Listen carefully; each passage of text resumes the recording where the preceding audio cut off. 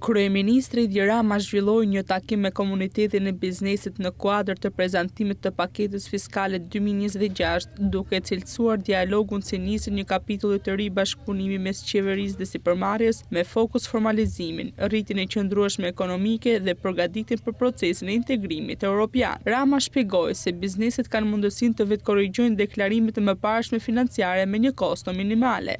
Në rast se nuk janë në konflikt me ligjin aktualisht, pra në rast se nuk kanë procese të hapura ligjore apo në rast se nuk kanë rekorde ligjore që vënë në dyshim legitimitetin e sipërmarrjes, pra 99.99% e sipërmarrjeve përfshihen në këtë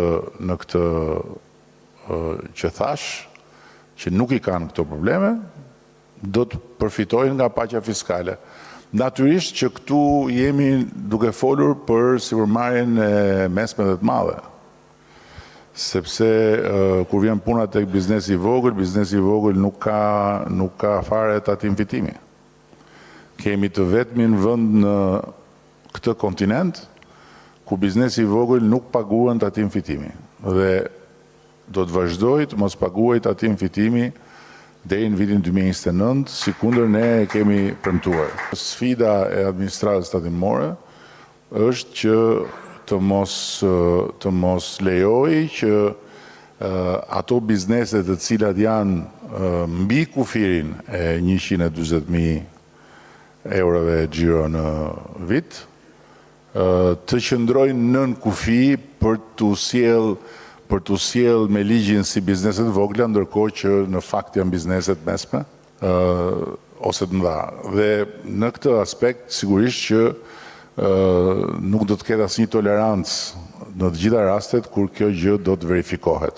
I pyetur mbi kriteret që duhet të plotësojnë kompanitë për të përfshirë në paqen fiskale, kryeministri sqaroi se nuk ka kushte të veçanta përveç respektimit të ligjit. Sipas Ramës, përfitues nga kjo masë do të jetë pothuajse gjithë komuniteti i biznesit. Paketa fiskale 2026 synon të nxjisë formalizimin e ekonomisë, të forcojë besimin mes shtetit dhe biznesit dhe të krijojë një terren më konkurrues për sipërmarrjen shqiptare në prag të integrimit të Bashkimit Evropian.